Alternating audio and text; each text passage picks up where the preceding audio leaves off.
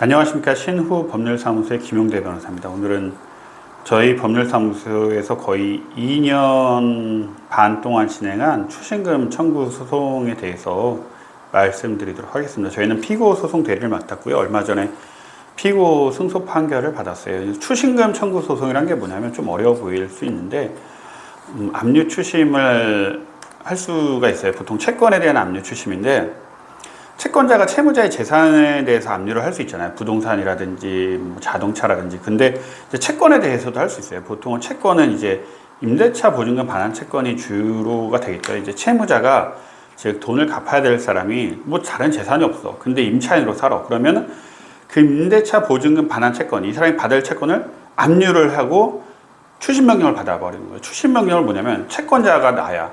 근데 채무자가 임차인이야. 임차인이 나중에 임대차 보증금 반환을 받을 수 있잖아요. 이 권리를 압류해서 내가 가져오겠다는 거예요. 나중에 내가 대신 추심을 하겠다는 거예요.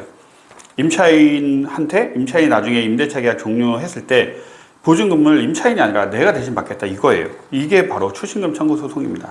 물론 이거는 본사는 임대차 보증금에 대한 추신금은 아니었고 저희 의뢰인분이 A씨예요. A씨인데 그 아버지인 B씨가 채무가 있었던 거예요.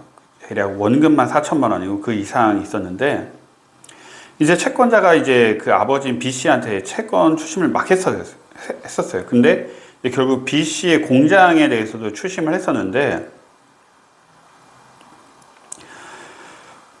공장에 대해서 추심을 갖다가 이 공장의 사업자가 바뀌어버린 거예요. 그 아들로. 그래서 아들로 바뀌어버리니까 그 추심이 아니고 강제 집행을 못했죠. 유체동산 압류를 못했죠. 그런데 그럼 얘네들은 이제 추정을 한 거예요. 아, 사업자 명의를 바꿨구나 아들한테. 그럼 아들한테 이 사업을 양도했구나. 그럼 양도 양수 대금이 있겠구나. 라고 해서 그 사업 양도에 대한 양도 양수 대금에 대한 압류 및 추심 명령을 받았고요. 추심 명령을 받은 다음에 추신금 청구 소송까지 제기를 한 사건이에요.